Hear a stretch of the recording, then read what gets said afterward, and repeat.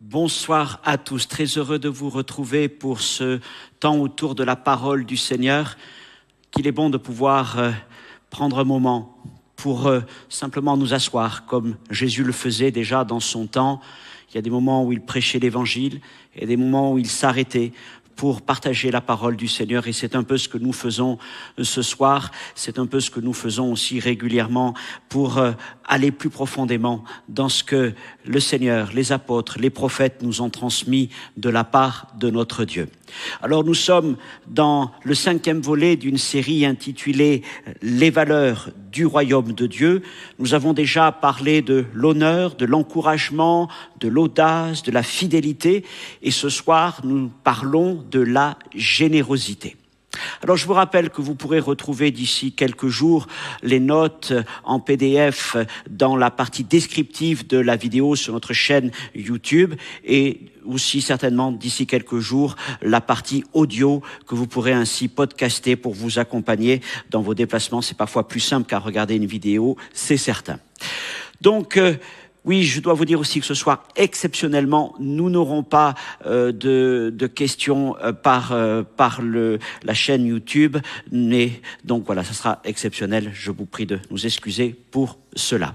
Avant d'entrer dans le temps d'enseignement, je voudrais que nous puissions prendre un moment pour prier. Seigneur notre Dieu, notre Père, nous voici et qu'il est bon de se retrouver devant ta parole, de prendre, Seigneur, un moment pour laisser encore ton message imprégner nos cœurs davantage, afin, Seigneur, de produire la foi, afin de produire le fruit que tu désires voir dans nos vies, pour que nous puissions accomplir les œuvres que tu as préparées d'avance pour nous. Je te prie, Seigneur, de me donner, de parler bien au-delà des notes que tu m'as permis de préparer, de me donner de parler avec ton esprit, avec une inspiration renouvelée, rafraîchie et rafraîchissante. Et je te prie de nous rendre attentifs, tant ceux qui sont présents que ceux qui regardent en direct ou viendront à regarder cet enseignement, qu'il soit aussi pour eux une parole de Dieu, une parole d'encouragement, une parole de foi. Seigneur, merci parce que ta parole est vivante et elle parle à nos cœurs encore en ce jour. À toi seul soit toute la gloire, mon Dieu. Amen. Nous allons commencer par lire un texte dans le livre des Actes des Apôtres.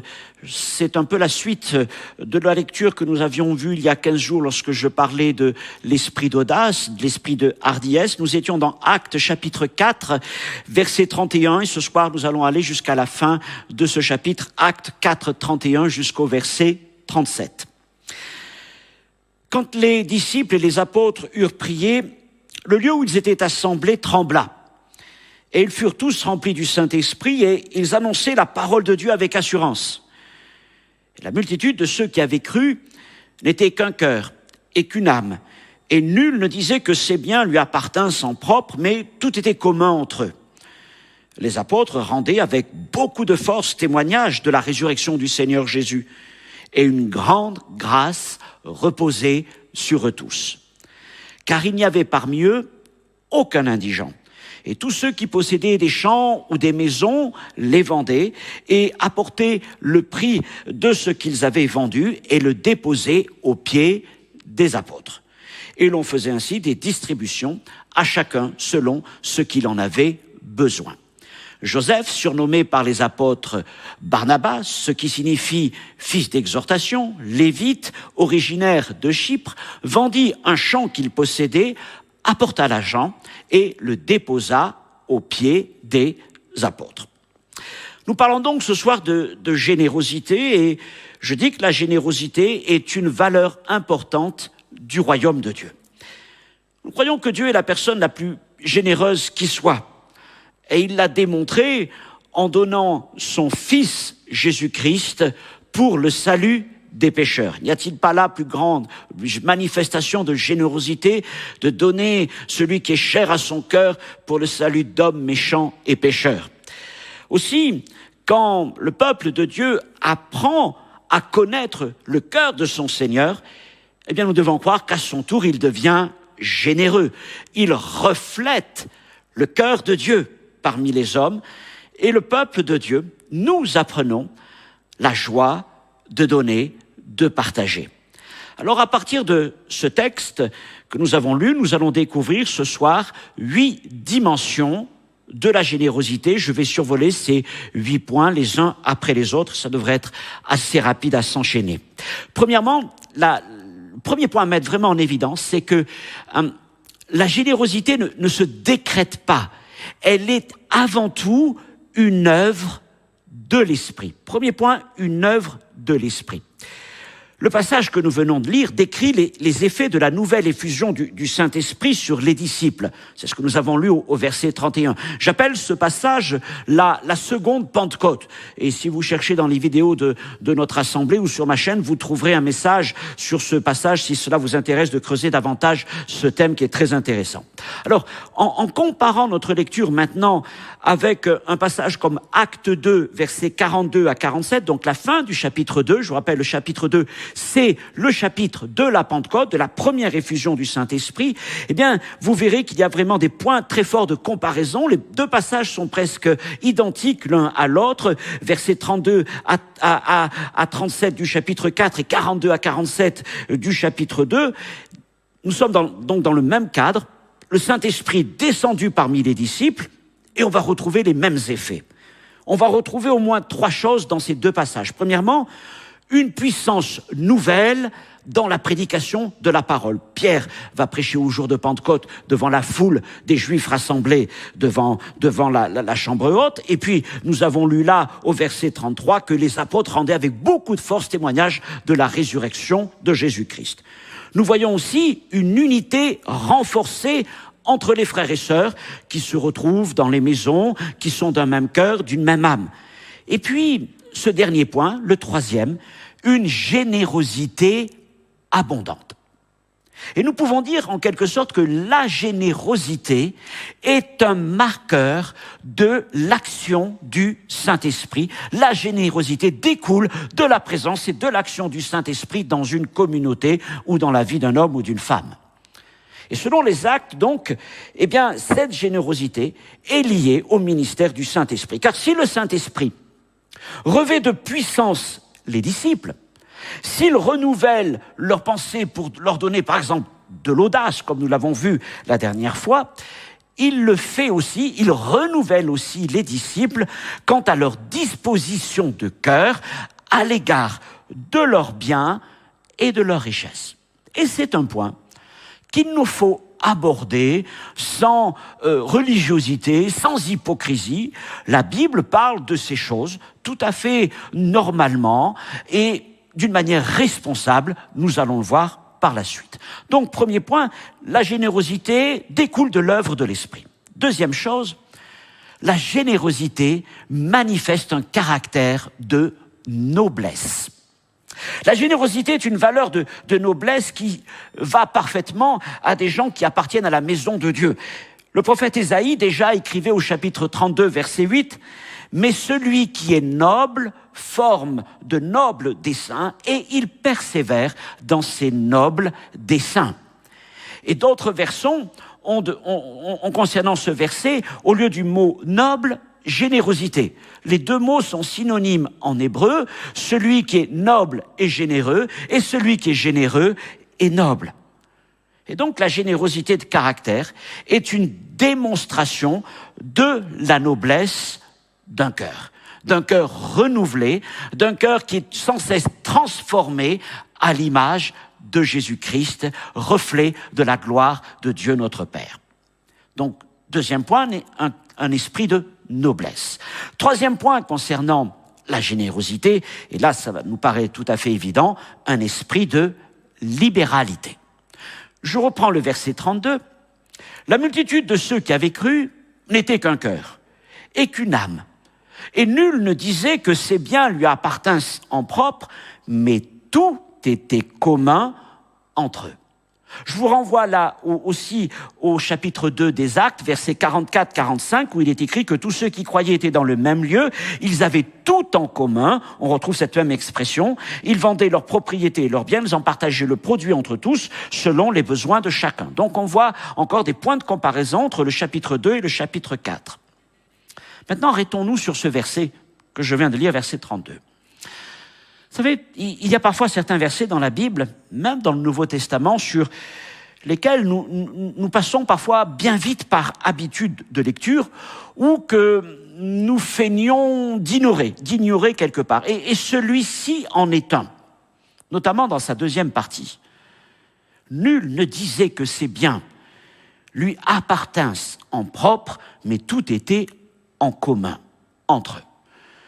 Bien dit, si on s'arrête sur chacun de ces mots, je pense que chacun d'entre nous, nous sommes interpellés. Nous qui aspirons à vivre à la manière de la première Église, eh bien, je dirais que ce verset vient nous chercher. Parce que je pense que ça nous paraîtrait bien difficile de vivre aujourd'hui ce qu'ils ont vécu à ce moment-là. Alors, clairement, ce verset nous embarrasse. Que faisons-nous d'un tel verset ? Mes biens ne m'appartiendraient pas. Ma maison, ma voiture, mes meubles. Dois-je parler de mon compte en banque ? Et de se dire que tout est en commun. Allez, reconnaissons-le, ce verset est un véritable défi. Alors que faisons-nous ? Bien souvent, nous allons le contextualiser. C'est-à-dire qu'on va le remettre dans la situation de l'époque. Ah, on va dire, ça c'est la culture juive. C'est certain. Il y a une dimension de culture juive dans ce passage. Ou alors, et c'est tout aussi vrai, nous notons que ce fut une chose particulière, mais que nous ne la trouvons pas ensuite enseignée dans les épîtres. Paul ne semble pas nous demander d'aller dans ce sens. Alors, ce que nous faisons de ce texte, finalement, nous regarde chacun d'entre nous. Mais ce qui est certain, c'est que ce verset nous apprend qu'il existait un réel esprit de libéralité parmi les disciples, une libéralité qui allait jusqu'au fait de se détacher de leurs biens matériels. Sans aller jusque-là, encore une fois, restons dans un domaine plus accessible pour chacun d'entre nous, et pour moi aussi, je ne vous cache pas. Mais je crois que le Saint-Esprit veut changer notre mentalité, notamment à l'égard de ce point de résistance qu'est le rapport à l'argent et aux biens matériels. Et c'est alors une victoire spirituelle à l'égard de ce qui peut être, rappelez-vous 1 Timothée 6,10, une racine de tous les maux, c'est-à-dire l'amour de l'argent. Et nous avons certainement des victoires à remporter sur l'amour de l'argent, sur ce que Paul appelle par ailleurs la cupidité, ce goût extrême, cet attachement aux biens matériels, piège de la société de consommation dans laquelle nous vivons, surtout ici en Europe occidentale. Le Seigneur veut changer notre mentalité par rapport aux richesses, par rapport aux biens. Et il ne veut pas le changer dans le fait de ne plus en parler, comme si ça devenait presque tabou, malsain, inapproprié de parler de cela dans l'Église. Mais ce qu'il attend de nous, finalement, c'est que nous parlions de ces choses, de l'argent, des biens matériels, d'une manière spirituelle. C'est-à-dire tels des administrateurs du royaume de Dieu. Et le premier à avoir parlé de ces choses, c'est Jésus.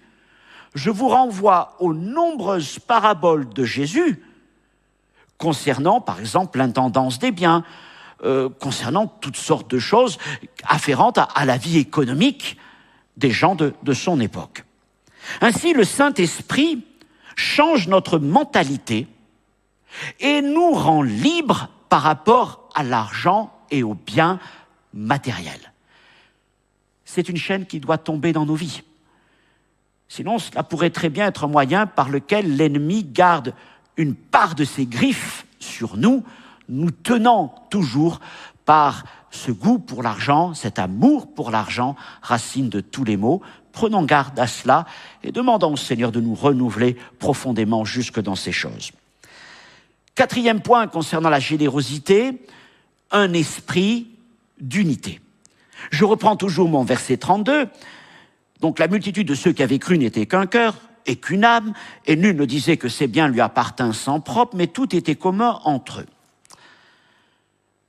Soyons convaincus que ce verset forment un tout. Il y a 2 phrases dans ce verset, mais la première phrase est la conséquence de la seconde. Il y avait une unité parmi ses disciples, et ils n'étaient pas simplement une poignée, mais ils étaient plusieurs milliers. Et ils vont devenir même de plus en plus nombreux, vous le savez. Mais cette unité n'était pas simplement une simple déclaration d'intention, comme parfois nous disons « Ah, nous devons être un », ou alors nous chantons « Seigneur, unis-nous », etc., etc. Mais pour eux, cette unité était quelque chose de réel et qui s'est construit notamment dans un esprit de générosité. Et la générosité contribue au renforcement des liens qui nous unissent les uns aux autres. La division dans l'Église, les clans, viennent de ceux qui veulent prendre et ne vivent que pour eux, disant « ceci c'est à moi, c'est pour moi », etc. Tiens, ça me rappelle, vous savez, le passage dans 1 Corinthiens, lorsque Paul va parler de la Sainte Seine, et à Corinthe, ils avaient donc l'habitude de partager le repas du Seigneur lors d'Agape. Ils avaient des banquets fraternels dans l'église, et puis Paul, à un moment, se fâche avec eux. Vous vous rappelez de ces textes, où notamment, il va invectiver en quelque sorte les riches, en leur disant, mais vous venez, vous apportez tout votre repas, il y a là à manger, il y a là à boire, vous avez fait un repas énorme, et le pauvre qui est à côté de vous n'a presque rien à manger. Et après, vous allez partager le pain et la coupe ensemble. Et il dit que là, non, ça c'est pas possible. Et c'est là qu'il dit qu'il y a, puisqu'il le faut, il les dit comme ça, des sectes parmi vous. Et on voit que, mes frères et sœurs, attention à ce que l'argent, attention à ce que les biens matériels ne soient pas des sujets de fracture, de division au sein de l'Église. Je vous renvoie encore à l'apôtre Jacques. Vous connaissez ce passage où il parle d'un homme riche avec un anneau d'or. Alors les historiens disent c'est très particulier parce que les hommes qui avaient à cette époque-là ce qu'il appelle cet anneau d'or, c'était des chevaliers romains.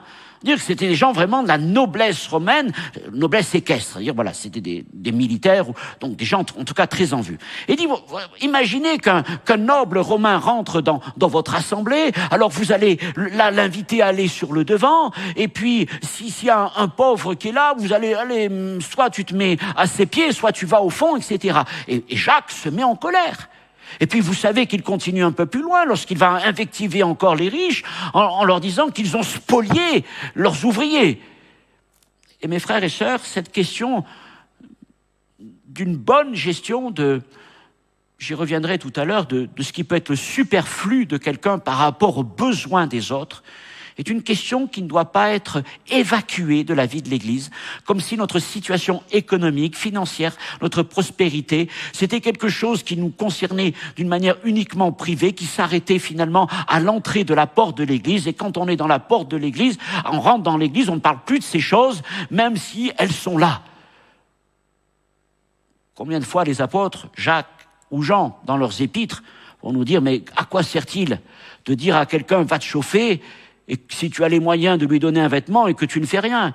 Ou alors, pourquoi dis-tu à ton frère, va manger si toi tu peux lui donner quelque chose à manger?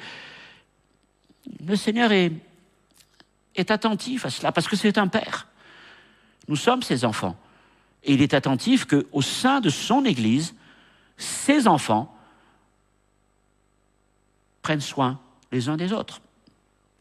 Ainsi, les gens les plus unis à l'Église et dans l'Église sont certainement aussi les gens les plus généreux, les uns vis-à-vis des autres. Tout simplement, comme le Seigneur l'a dit, ton trésor va là où est ton cœur. Matthieu 6, 21. Et si ton cœur est parmi tes frères et sœurs, si ton cœur est pour le royaume de Dieu, alors aussi ton trésor ira naturellement, spontanément, vers ces choses-là. La générosité dans l'Église est donc une démonstration des liens qui nous unissent les uns aux autres.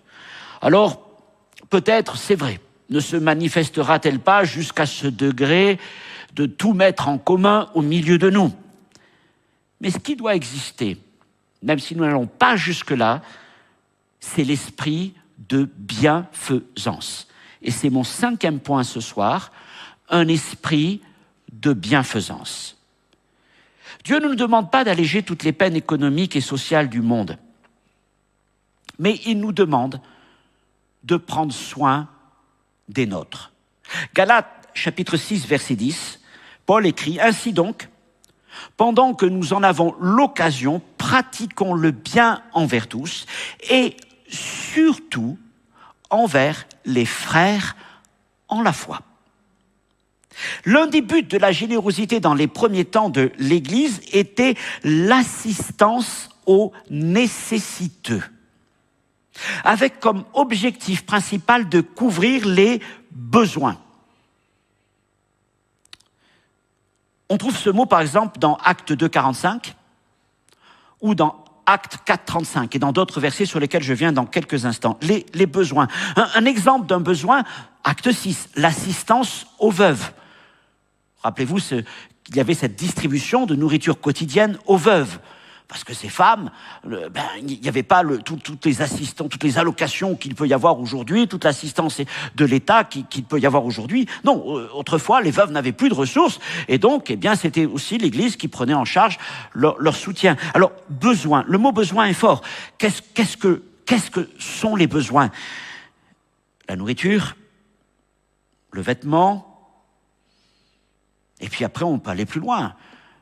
Le logement. La question du travail, et puis peut-être toute autre sorte de choses qui pourraient se manifester. Alors, cette notion de besoin, donc, n'est pas propre aux actes. C'est-à-dire que ce n'est pas quelque chose simplement qui se serait limité à l'église de Jérusalem, et puis après qui aurait un peu disparu. Non. Paul reprend l'idée régulièrement dans ses enseignements. Vous savez, quand il débute son ministère, il le dit dans Galates 2.10, lorsqu'il retrace un peu l'histoire de son ministère dans les 2 premiers chapitres des Galates, il rappelle comment les apôtres de Jérusalem, lorsqu'il l'envoie vers les païens, vers les gentils, lui demandent de se souvenir des pauvres. Galates chapitre 2, verset 10. Et Paul aura toujours ce souci de se souvenir des pauvres, et notamment des pauvres de Jérusalem. Rappelez-vous, dans 2 Corinthiens chapitre 8 et 9, il y a cette grande collecte qui est organisée dans toutes les églises où Paul avait travaillé, que ce soit en Galatie, que ce soit en Grèce. Partout, il y avait cette collecte qui était faite pour le soutien des pauvres de la Judée. Alors, voilà quelques versets de l'apôtre Paul. Romains chapitre 12, verset 13. Donc là, il s'adresse aux Romains, pourvoyez aux besoins des saints. Le mot besoin est présent. Et exercer l'hospitalité. Tite, chapitre 3, verset 14. Il faut que les nôtres aussi apprennent à pratiquer de bonnes œuvres pour subvenir aux besoins pressants, afin qu'ils ne soient pas sans produire des fruits. Donc, l'esprit de générosité se manifestant dans la bienfaisance est une démonstration de l'œuvre de l'esprit dans nos vies et un fruit de l'esprit auquel Dieu est attentif. Voilà, pour Paul, je pourrais aussi citer l'apôtre Jean dans la première épître de Jean, chapitre 3, verset 17.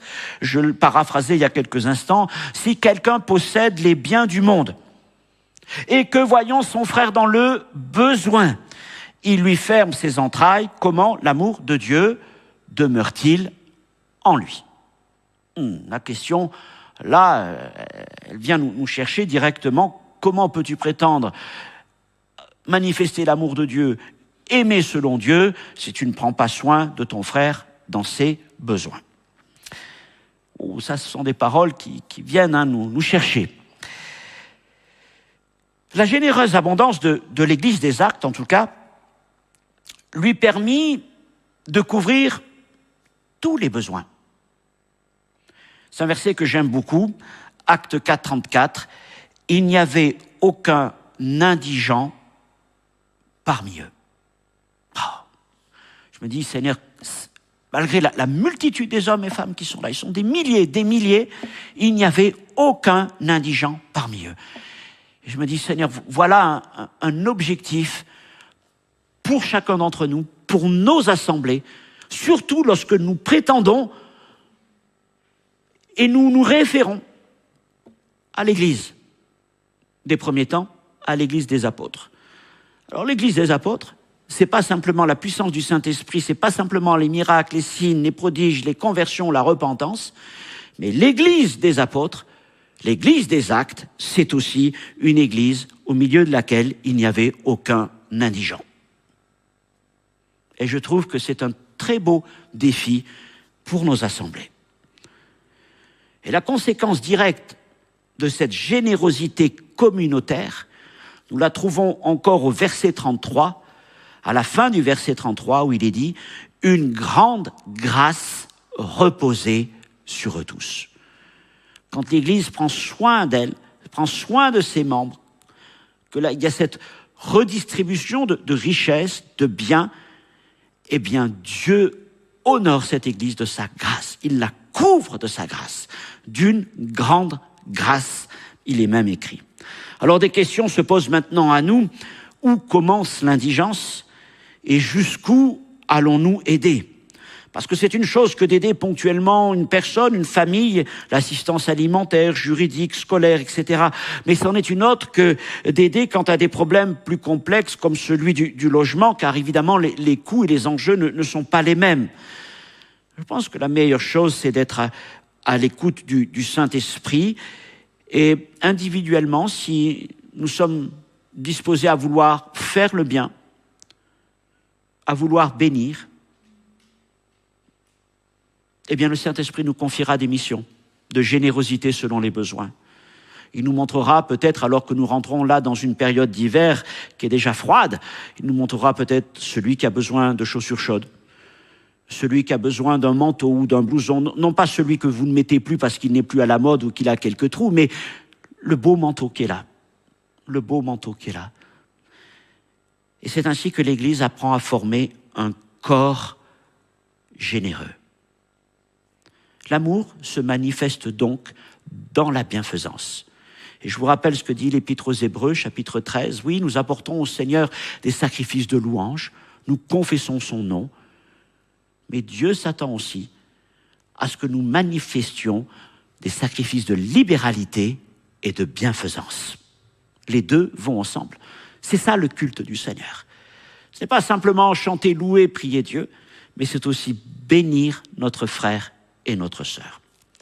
6e point, un esprit d'intendance. Alors il y a là un point à retenir si nous voulons bien l'entendre. Nous ne sommes pas propriétaires de nos biens et de nos richesses. Qui est le propriétaire ? C'est Dieu. Nous en sommes les gestionnaires devant lui.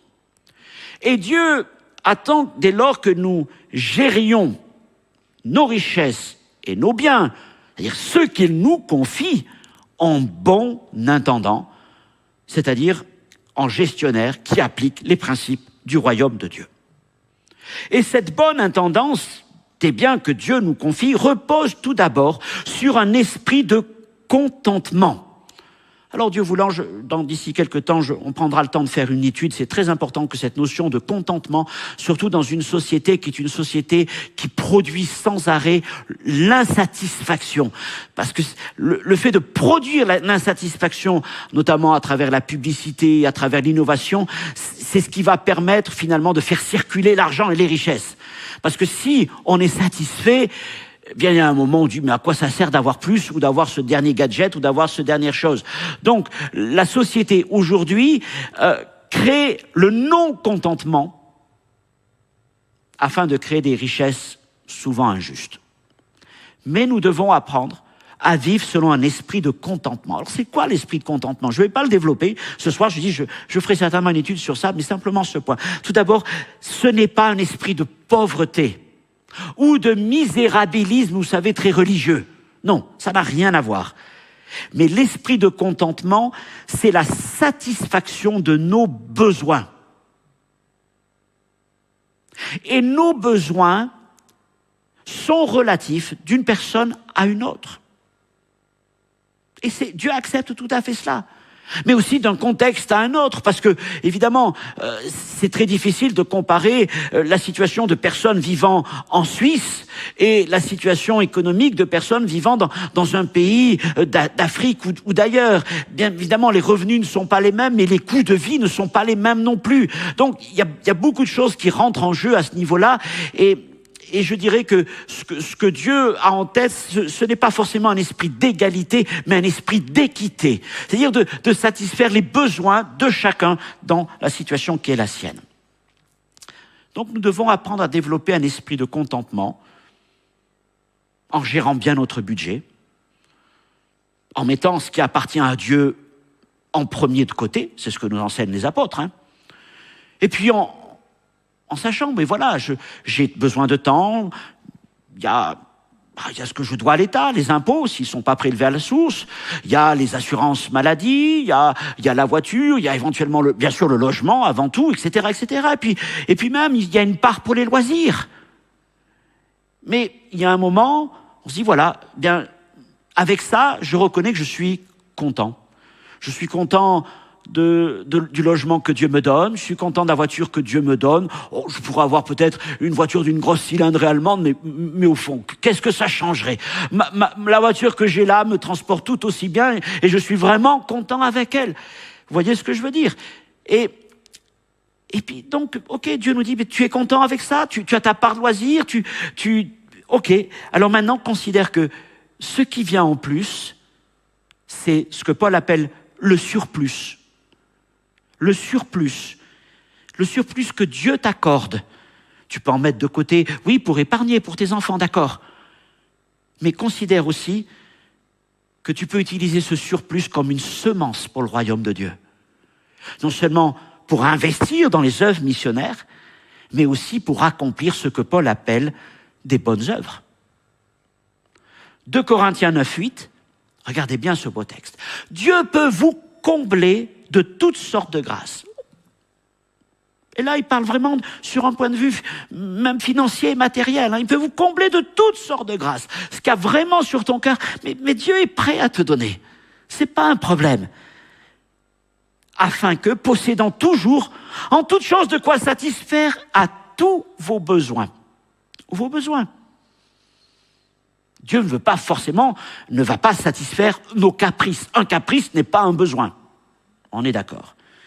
Mais il veut que nous, toutes choses, que nous possédons toujours en toutes choses, et que vous ayez encore en abondance pour toute bonne œuvre. Vous voyez?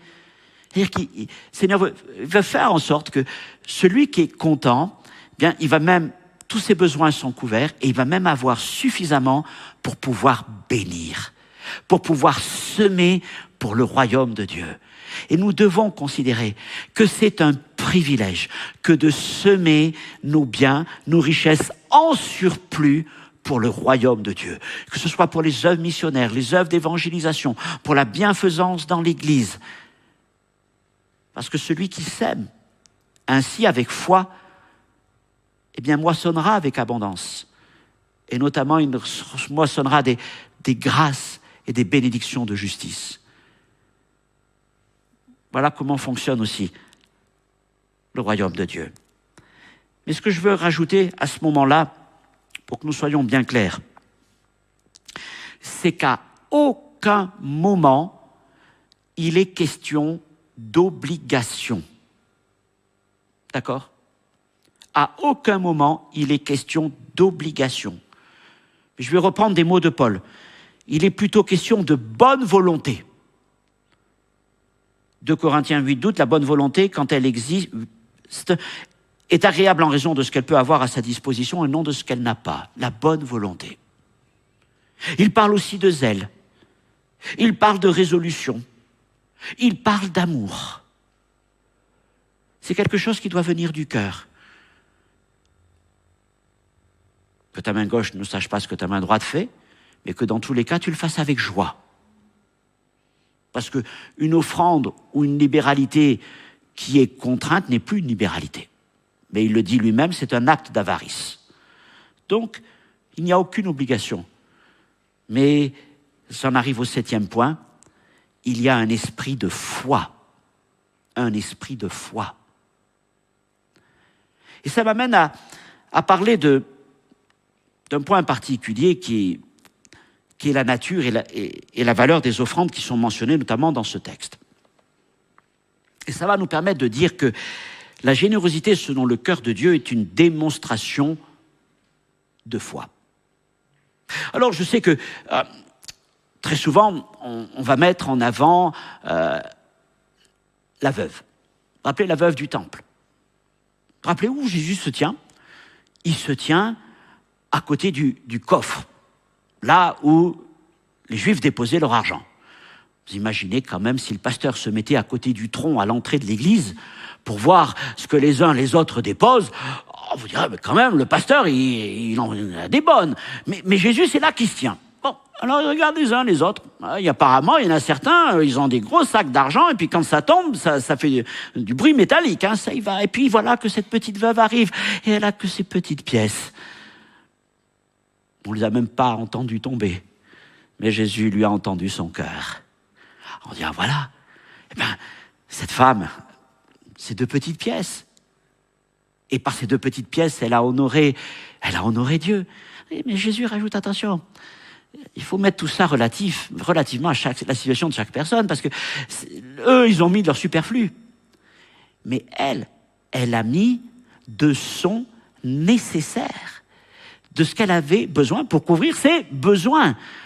Donc relativement, elle a mis beaucoup plus, ne nous trompons pas, parce que des fois je me dis, j'entends, je mets quelques petites pièces, et puis comme ça, Dieu est honoré. Non, attention, ça n'a rien à voir avec le fait de mettre des petites pièces, c'est ce que tu as mis par rapport à ce que tu possèdes, on est bien d'accord, sinon ça serait vraiment tromper le Seigneur. Ok. Qu'avons-nous dans notre texte ici? Au verset 34, il y dit que des disciples vendaient des champs ou des maisons. Et un peu plus loin, verset 37, il y a l'exemple de Barnabas, Joseph, surnommé par les apôtres, donc Barnabas, qui signifie fils d'exhortation, lévite, originaire de Chypre, vendit un champ qu'il possédait, apporta l'argent et le déposa aux pieds des apôtres. Le fait qu'il soit mentionné, rappelez que Barnabas est lévite, c'est important dans ce contexte. Surtout, rappelez-vous que les lévites n'avaient le droit à aucune possession, sauf le champ qu'ils héritaient généralement de génération en génération par leurs parents. Donc là, comprenons-le, Barnabas, comme les autres frères et sœurs qui vendaient des champs ou des maisons, offraient à Dieu leur patrimoine. La plupart du temps, nos offrandes ou nos dîmes sont tirées de nos revenus mensuels. Fruit de notre travail, ou éventuellement de nos placements. Mais là, dans ce passage, il n'est pas parlé de revenus, il est parlé de patrimoine.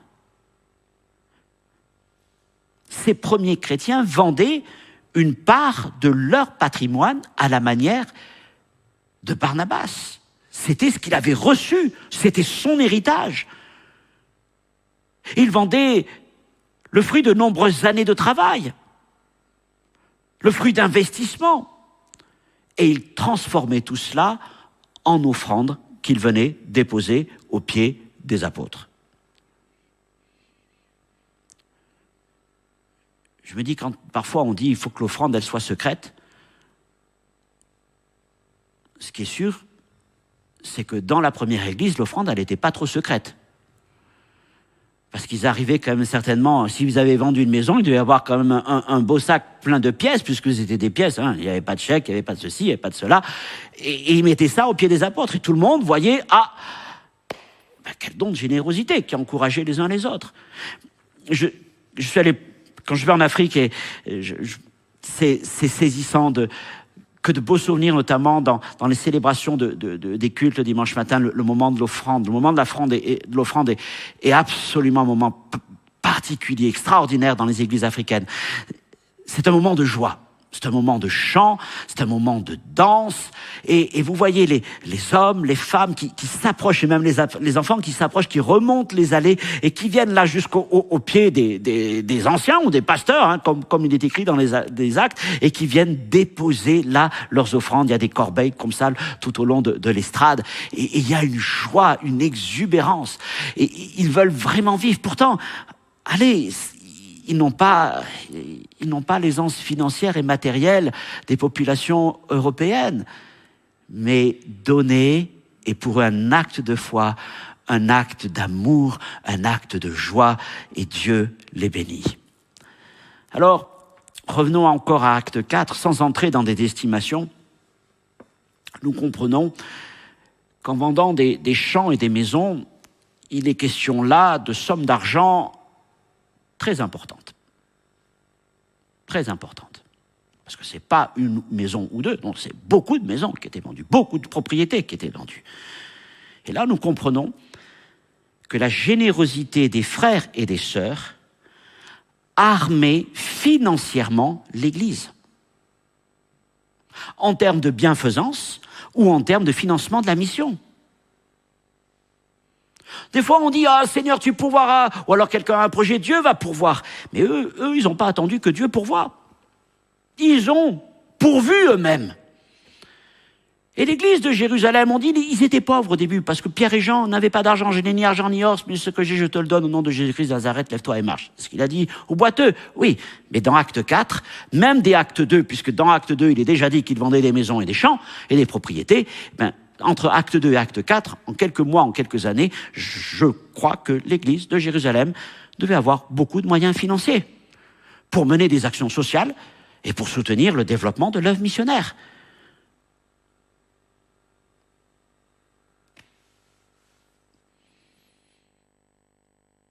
Aujourd'hui encore, bien des projets, que ce soit le financement de bâtiments, le financement d'œuvres missionnaires, le soutien d'évangélistes, des projets d'implantation d'églises, se font grâce, souvent, oui, à des offrandes, mais aussi grâce à des legs ou des donations importantes.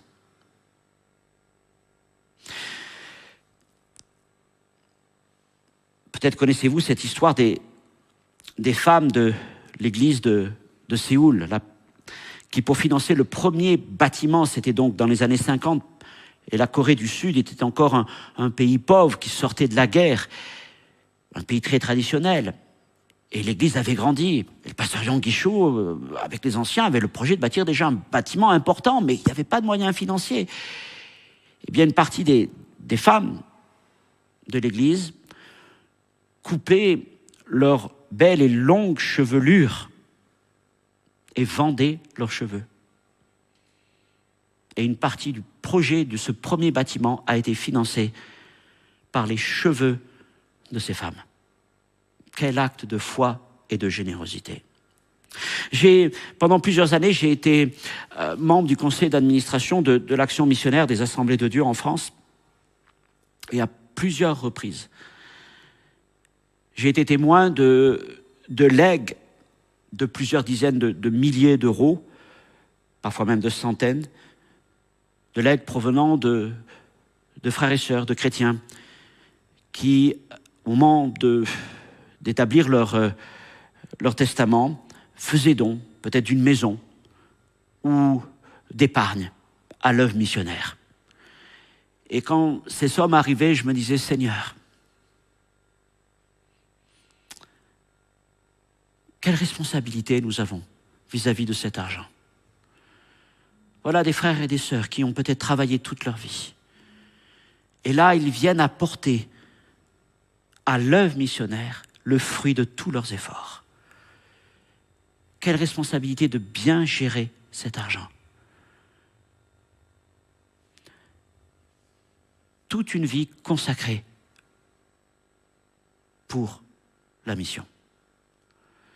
Mais c'est ainsi que les églises vont de l'avant, que le royaume de Dieu va de l'avant, parce que Nous n'avons aucune subvention de la part de nos gouvernements.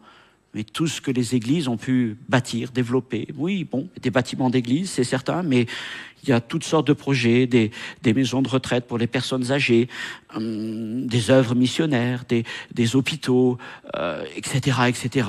Ici à Genève, je pourrais penser notamment à tous les bâtiments de l'armée du salut, des œuvres colossales. Et tout ça, c'est le fruit de la générosité, des actes de foi du peuple de Dieu. Et ça en arrive du coup à ce dernier point, le 8e, qui est pour moi bien sûr le couronnement de ce qu'est l'esprit de bienfaisance, un esprit d'adoration. Alors, je l'ai déjà mentionné, j'en ai déjà pris des petits bouts de ce point au fur et à mesure de cet enseignement.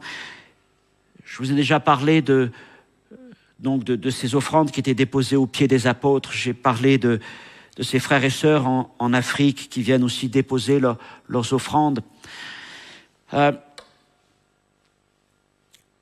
J'ai été pasteur dans une église où, pour des raisons, je vais dire des raisons religieuses, je ne vois pas d'autres raisons. Il ne fallait pas parler d'argent.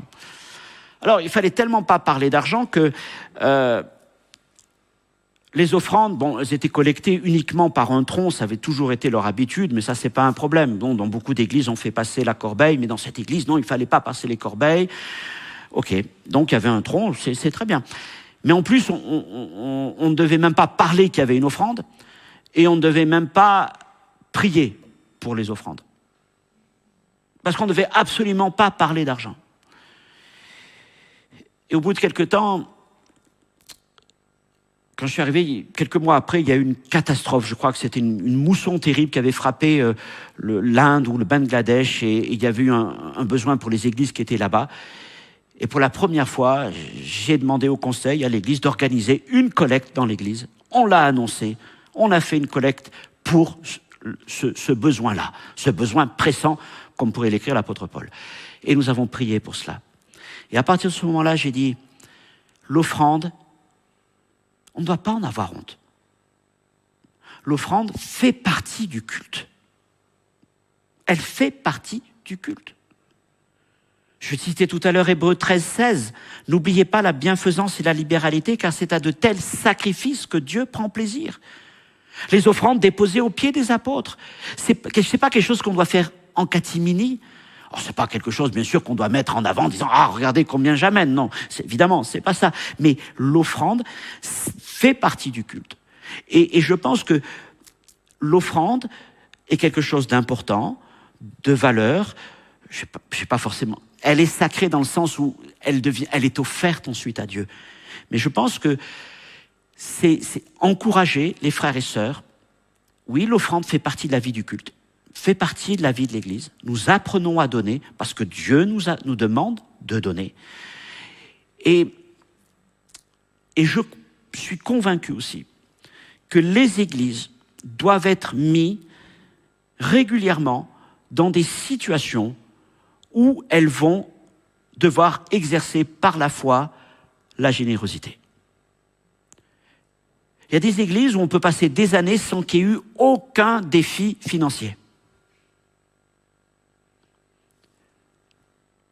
Ne parlons pas d'argent, tout va bien, les frais sont couverts.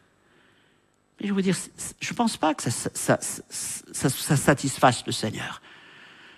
Parce que notre foi grandit aussi dans la manière dont nous investissons pour le royaume de Dieu. Le fait de donner est pour nous un moyen de grandir dans la foi. Donc quand on n'offre aucun moment, aucun moyen, il n'y a aucun projet, que ce soit pour l'église locale, pour une action d'évangélisation, pour une action missionnaire, qu'il n'y a aucun projet qui va un peu nous solliciter, eh bien nous ratons des occasions de grandir dans la foi. Mais d'être sollicité financièrement va nous permettre de grandir dans la foi, dans la confiance en Dieu. Et nous avons besoin de passer par là. Et ça va nous faire du bien. Ça va nous libérer un peu aussi de tout ce qui nous encombre, parce que des fois, on a tellement, on a de l'argent, des fois, on dépensé tellement bêtement, vous le savez, regardez les gens aujourd'hui dans tous les abonnements, ceci, de droite, de gauche, et parce qu'on ne sait plus quoi en faire. Et c'est vraiment dommage, alors que 10 francs ou 10 euros ici, vous ne faites pas grand-chose, mais dans certains endroits, ça commence à compter. Et vraiment, 10 francs pour nous, c'est rien du tout. Et je crois qu'on a besoin de reconsidérer aussi notre engagement financier et cette vision-là. L'offrande généreuse est donc un élément du culte. Elle y tient pleinement sa place aux côtés de nos louanges ou de la Sainte Seine. Je finis en disant que la générosité ne peut ni être un acte forcé, ni le résultat d'une manipulation. Sinon, elle serait semblable à un acte d'avarice ou à une extorsion. Oh, là, j'ai tellement entendu aussi de choses, et parfois des choses qui sont vraiment attristantes aussi dans ce domaine-là. Vous comprenez bien ce soir, quand je parle d'argent, je suis loin, et vous l'avez entendu, il y a un mot que je n'ai absolument pas prononcé ce soir, c'est le mot prospérité. Non pas qu'il me fait peur parce qu'il est dans la Bible, mais on a chargé tellement de choses négatives qu'il faut vraiment pouvoir l'expliquer. Mais ce soir, j'ai parlé d'une générosité, d'une libéralité, d'une bienfaisance, vraiment telle que le Seigneur le veut et telle que nous le voyons dans les actes et les épîtres. Mais parfois, c'est vrai, il est arrivé qu'au titre d'une certaine générosité, libéralité, ce soit des pressions qui ont été exercées sur le peuple de Dieu. J'ai entendu des témoignages de frères et sœurs me dire « mais le pasteur nous demande en fin d'année une double dîme. C'est la double dîme pour le pasteur. C'est ceci, c'est cela. » Et je vois des frères et sœurs vivre sous la culpabilité, un sentiment même d'accusation, de condamnation, s'ils ne donnent pas suffisamment, s'ils ne sont pas là. Et c'est constamment, et oui, et si l'offrande doit être joyeuse, elle ne doit pas devenir oppressante. Que Dieu nous garde de cela. Et en même temps, c'est pas parce qu'il y a des abus dans le domaine de l'évangile de la prospérité ou de la pression faite sur les chrétiens pour donner de l'argent que nous ne devrions plus du tout parler d'offrande. Gardez cet équilibre. C'est toujours le plus compliqué, garder l'équilibre. Mais nous sommes de véritables administrateurs du royaume de Dieu. Et nous devons en parler selon ce que la Bible nous enseigne. La générosité doit demeurer une démonstration de foi, de liberté, d'amour et de responsabilité. Elle manifeste l'œuvre du Saint-Esprit dans nos vies. Et je finis donc en disant que je crois fermement que la générosité est une valeur centrale du royaume de Dieu. Soyez généreux, vivez généreusement, et vous verrez cette chose, que Dieu n'est jamais le débiteur de quelqu'un. Finissons en priant. Seigneur notre Dieu, notre Père, tu as des choses à nous enseigner sur la bienfaisance, la libéralité, l'unité, l'amour. Et nous devons être attentifs à ces choses. Tu nous appelles à être les bons intendants, les bons administrateurs des biens, des richesses que tu nous confies. Ton désir, c'est que tous nos besoins soient satisfaits. Et tu es prêt à nous donner davantage afin de pouvoir bénir. Je prie, Seigneur, pour que les paroles que nous avons échangées ce soir, sur lesquelles nous pouvons revenir, fassent leur travail dans notre cœur. Seigneur, tu as pourvu à tant de besoins au milieu de nous. Tu nous as accordé tant de grâce.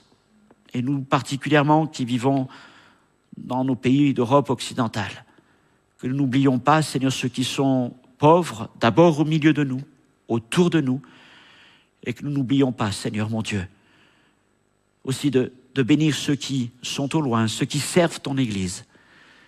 Seigneur, je prie pour que vraiment nos églises, notre Église ici à Genève, soit une Église de générosité et de bienfaisance. À toi seul soit toute la gloire, Seigneur mon Dieu. Amen.